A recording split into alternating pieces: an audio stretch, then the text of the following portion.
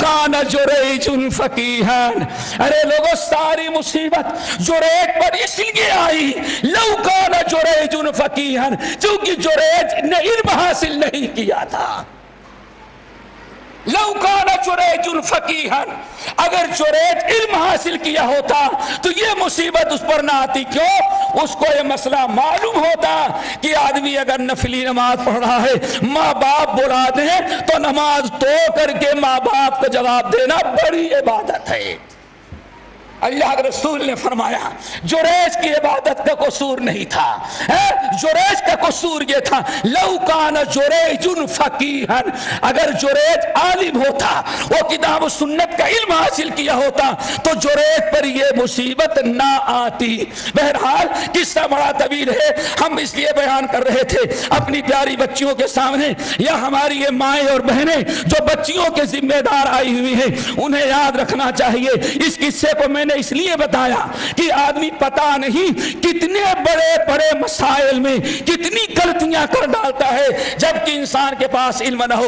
ہمیں واقعہ یاد آیا اور شاید آپ لوگوں کو ہنسی آئے، علم نہ ہونے کی بنا پر 6 مہینہ پہلے کسی میڈم نے ٹیلی فون کیا، آپ مفتی صاحب ہیں؟ میں نے کہا نہیں مفتی تو نہیں ہوں۔ میں سمجھ گیا یعنی وہ کہیں سے مفتی ہوتا فتویٰ دے، آپ مفتی صاحب، میں نے کہا مفتی تو نہیں ہے۔ اچھا عالم صاحب، میں نے کہا بولو کیا ہے؟ کہا ایک مسئلہ پوچھنا ہے۔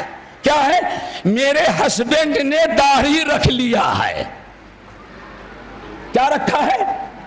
تو کون سا قصور کیا، کون سا جرم کیا؟ لیکن جہالت ہے، یہی جہالت ہے۔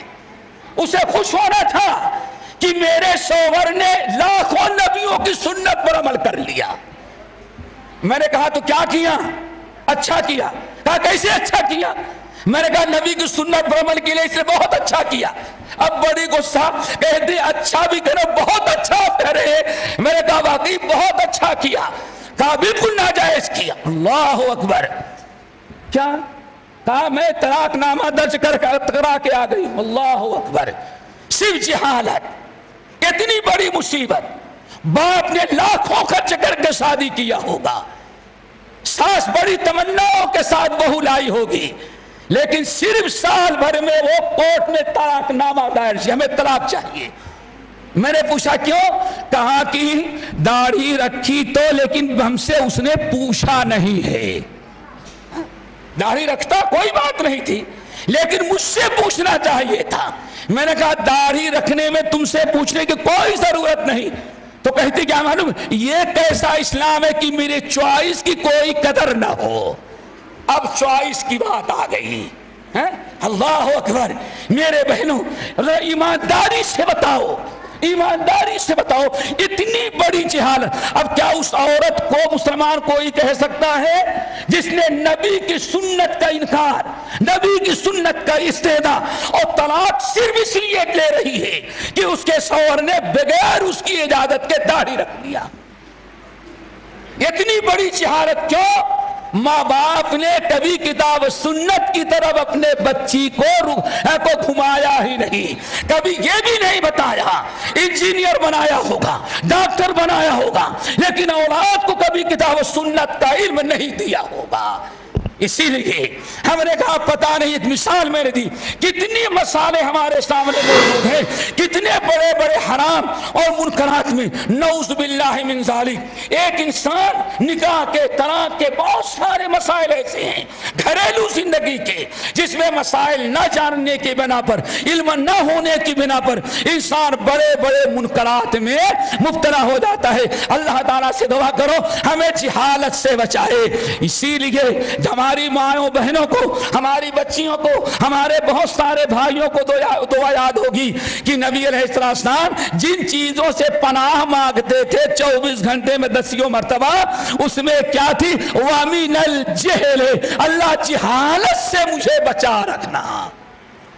ہر برائی، ہر فساد، ہر منکر کا سبب اصل میں جہالت ہوا کرتی ہے۔ اسی لیے آپ لوگ بڑی مبارکبادی کے مستحق ہیں جو اپنی زندگی کو اس کام کے لیے وقف کیا ہے۔ اسی لیے ذرا اس آیت پر غور کرو، اللہ نے فرمایا کیا؟ ثم اورثنا الکتاب الذین اصطفینا من عبادنا۔ کتنے خوش نصیب ہیں آپ، اور کتنے خوش نصیب ہیں آپ کی مائیں اور آپ کے باپ۔ کتنی خوش نصیب ہوگی وہ عورت جس نے آپ کو یہ موقع فراہم کیا اللہ رب العالمین کی نصرت اور مدد سے۔ معلوم ہے اللہ کی قسم، ذرا غور کرو، اگر آج یہ آپ کے ماں باپ، اللہ ماں باپ کا کمال نہیں، سارا کمال اللہ کا ہے۔ کیوں؟ اللہ نے فرمایا ثم اورثنا، ہم نے منتخب کر لیا، اللہ نے چن لیا آپ کو۔ اگر اللہ آپ کو نہ چنا ہوتا تو ممکن ہے کہ آج کسی ایئرلائن میں کرسی پہ بیٹھتی، ہاف جسم کا نیموریا ہوتی اور صبح سے شام تک کمپنی کے مالک کی ڈاٹی سے سنتی، اور 50 نہیں سینکڑوں مردوں کی غلط نگاہیں تمہارے اوپر پڑتی۔ اللہ کا شکر ادا کرو، اگر اللہ نے آپ کو منتخب نہ کیا ہوتا، ثم اورثنا الکتاب الذین اصطفینا، اللہ نے چن لیا ہے ان کو چن لیا ہے۔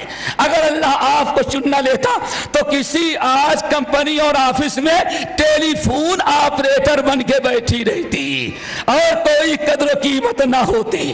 اگر اللہ آپ کو چن نہ لیتا تو پتہ نہیں کہاں کہاں سفر کرتی اور بغیر محرم کے اور بغیر کسی سہارے کے روزانہ صبح اپ ڈاؤن آپ کرتی رہتی، پتہ نہیں کتنوں کی نگاہیں ہوتی، اور پتہ نہیں، اور یہ بھی کہہ سکتے ہیں وہ جو حشر ہوا دلی میں، وہ حشر بھی پتہ نہیں کتنوں کو ہو جاتا ہے۔